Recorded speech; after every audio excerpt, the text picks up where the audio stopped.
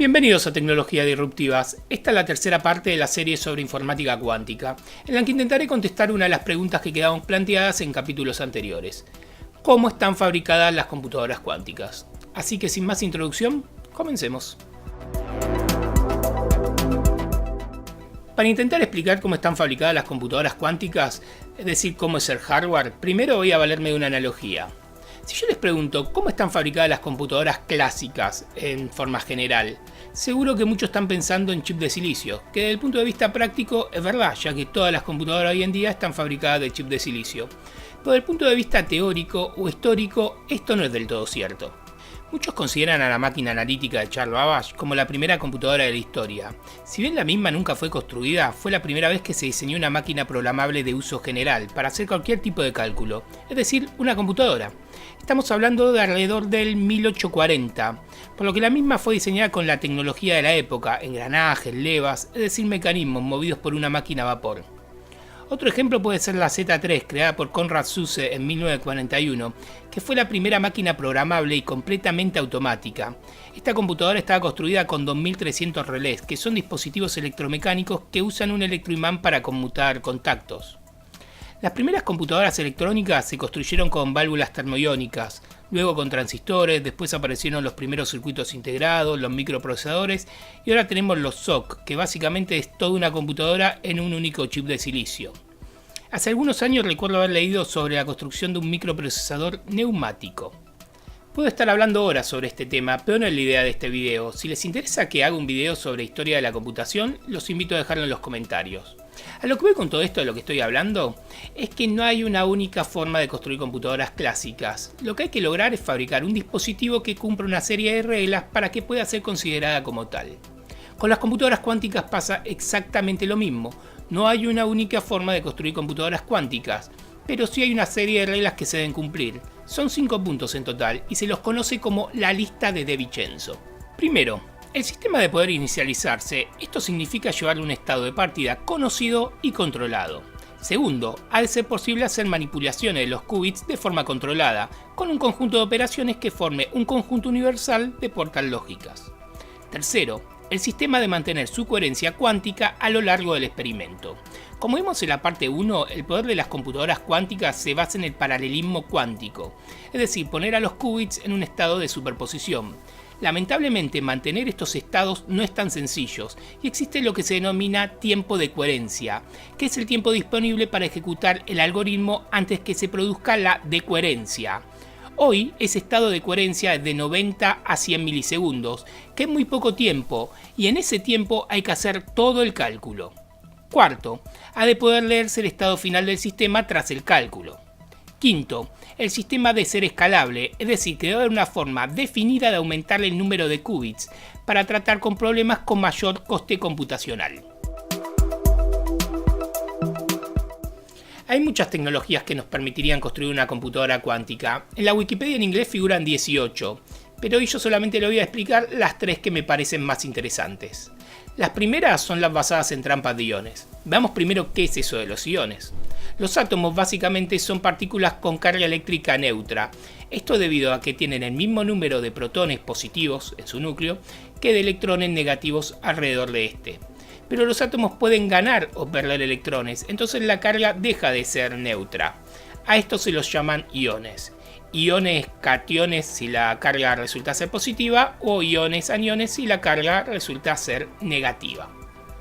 Las trampas de iones fueron inventadas en la década de los 50 por Wolfgang Paul, quien en 1989 recibió el premio Nobel por ese trabajo. Las trampas de iones son dispositivos electrodinámicos que usan un campo eléctrico que oscila una frecuencia de radio. Cuando ese campo tiene los parámetros correctos, es decir, frecuencia e intensidad, permite que los iones queden suspendidos en el espacio. Haciendo un paréntesis, en mediados del 2017 se publicó una fotografía tomada con una cámara común y corriente de un solo átomo atrapado en una trampa de iones. Es ese puntito que están viendo en la imagen. Cabe aclarar que en realidad lo que vemos no es el átomo en sí. Lo que estamos viendo es la luz, fotones, que emite ese ion de estroncio cargado positivamente. Una vez atrapados los iones hay que enfriarlos muchísimos. Pero no se usa ningún tipo de refrigerador para esto, ya que estamos hablando de la temperatura como lo que realmente es, una medida relacionada con la energía cinética promedio de las partículas. Al tratarse de una sola partícula, cuando decimos que la estamos enfriando, también estamos diciendo que la vamos a dejar muy quieta, y esto se lo logra empujándola de un lado y del otro con luz láser. Lo que resta para fabricar una computadora cuántica basada en trampas de iones es fabricar todos los dispositivos necesarios para ir cumpliendo con las 5 reglas de De Vincenzo. Primero, inicializar los qubits. Esto se logra mediante un proceso llamado bombeo óptico. Segundo, hay que poder manipular esos qubits. A estas manipulaciones se las suele llamar rotaciones, debido a la representación que tienen los qubits en la esfera de Bloch. Hay dos técnicas para lograr esto dependiendo del tipo de qubit de que se trate. Una se la llama transiciones de dipolo magnéticas y la otra se la llama transiciones de cuadripolo eléctricas. Tercero, hay que poder realizar la medición. Esto es relativamente fácil, para eso se utiliza un láser que excita a los iones que produce que estos liberen un fotón cuando se desintegran. Esos fotones luego son capturados por un tubo fotomultiplicador o bien por un chip CCD como el de una cámara digital. Cuarto, la escalabilidad es un problema, ya que se puede almacenar solo un número finito de qubits en cada trampa de iones mientras se mantienen sus capacidades computacionales, por lo que sería necesario interconectar estas trampas de iones de forma tal que se pueda compartir la información cuántica. Actualmente se lograron fabricar computadoras cuánticas de trampas de iones de 14 qubits. Quinto, el tiempo de coherencia. Si bien las computadoras cuánticas cumplen con todos los criterios de De Vincenzo, su implementación práctica suele ser muy compleja, debido a la decoherencia que se produce cuando los qubits interactúan en forma no deseada con el entorno externo. Las computadoras cuánticas basadas en circuitos superconductores son las que más se están investigando en empresas como Google, Microsoft, IBM, Intel, entre otras. Sobre este tema no quiero ampliar mucho, ya que en el próximo video voy a hablar sobre el estado actual de la informática cuántica. A diferencia de otras computadoras cuánticas que basan su funcionamiento en partículas individuales, estas computadoras cuánticas basan su funcionamiento en circuitos superconductores formados por muchos átomos. Estos circuitos son relativamente fáciles de construir y de manejar, ya que utilizan prácticamente las mismas técnicas que se utilizan para fabricar los chips convencionales de silicio. Se basan en lo que se denomina una unión de Josephson, que es una unión de dos materiales superconductores, donde se genera lo que se llama una supercorriente de pares de Cooper. Lo de supercorriente es porque no tiene desgaste y tiene varios comportamientos cuánticos que podemos usar para operar, por lo que existen tres arquetipos de qubits superconductores, que son los qubits de fase, de carga y de flujo. El primer problema es que para que estos materiales tengan propiedades superconductoras necesitamos alcanzar temperaturas muy bajas, de aproximadamente 15 milikelvin.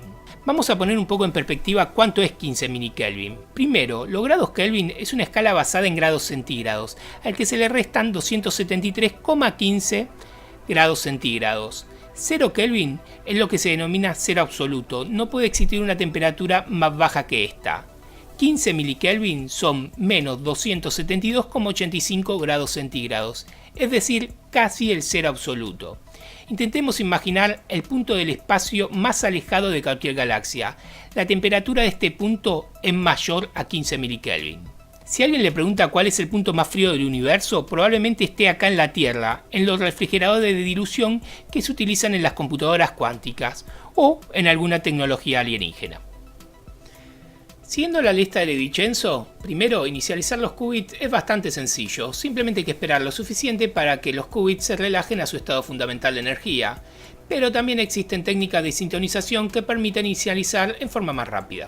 Segundo, la manipulación de los qubits superconductores permite rotaciones arbitrarias en la esfera de Bloch, mediante la utilización de señales de microondas pulsadas que inducen en una antena o línea de transmisión acoplada al qubit. Tercero, la medición, es decir, la lectura, se suele hacer mediante el acoplamiento de un resonador de microondas, donde la frecuencia de resonancia de este resonador es desplazada por el estado del qubit. Cuarto, la escalabilidad de esta tecnología es relativamente sencilla, ya que los qubits superconductores se fabrican en chip, utilizando técnicas similares a las que se utilizan actualmente en la computación clásica. Quinto, la decoherencia de los qubits superconductores se ve afectada por múltiples factores, principalmente debido a la calidad de la unión de Josephson y a imperfecciones en el sustrato del chip. Debido a la escala de estos qubits, su duración es relativamente corta, sin embargo se han logrado miles de operaciones en sistemas de muchos qubits. Antes de seguir con la próxima tecnología, quiero hablarles de uno de los grandes retos tecnológicos que tiene la computación cuántica. El problema es que cuando estamos diciendo que para determinado algoritmo necesitamos cierto número de qubits, estos qubits que estamos nombrando son los que se denominan qubits lógicos, que son qubits teóricos o ideales. Los qubits reales o qubits físicos tienen ruido, y este ruido hace que sean frágiles, más o menos frágiles dependiendo de la tecnología que se utilice. Sin embargo, existe una técnica para solucionar esto, que se llama corrección de errores cuánticos, donde dependiendo de la calidad de los qubits físicos se utilizan entre 100 y 10.000 qubits físicos para simular un qubit lógico. A lo que voy con todo esto es que para que la computación cuántica sea un éxito necesitamos una tecnología fácilmente escalable. Justamente la próxima tecnología de la que les voy a hablar promete ser fácilmente escalable. La tecnología de qubits de spin en puntos cuánticos se basa en las mismas técnicas que se utilizan para hacer los transistores convencionales en los chips de silicio y convertirlos en qubits. Se está desarrollando varias formas de lograrlo. Una de estas es insertando un único átomo de fósforo en un chip de silicio. Luego hay que construir un electrodo diminuto. Cada electrodo es 3000 veces más fino que un cabello humano. Al aplicar un pequeño voltaje al electrodo, fuerza que un electrón salte y orbite alrededor del ion de fósforo. Ese es el estado inicial del qubit. Para rotar el spin de ese electrón se utilizan microondas. Y para leer el estado se provoca un salto del electrón que está orbitando en el ion de fósforo, lo que hace que conmute un transistor convencional fabricado justo al lado del electrodo. De esta forma se puede inicializar, modificar y leer los estados. Lo último que resta es interconectar millones de estos qubits para fabricar una computadora cuántica universal en un chip de silicio convencional. Las conclusiones que me gustaría que saquen de este video son las siguientes. Primero, no hay una única forma de fabricar una computadora cuántica. Segundo, la lista de Vincenzo son 5 criterios que debe cumplir cualquier computadora cuántica universal. Tercero, las computadoras cuánticas trabajan a muy bajas temperaturas. Cuarto, uno de los grandes retos tecnológicos de la computación cuántica es la escalabilidad, debido a la cantidad enorme de qubits que necesitamos para aplicar la técnica de corrección de errores cuánticos.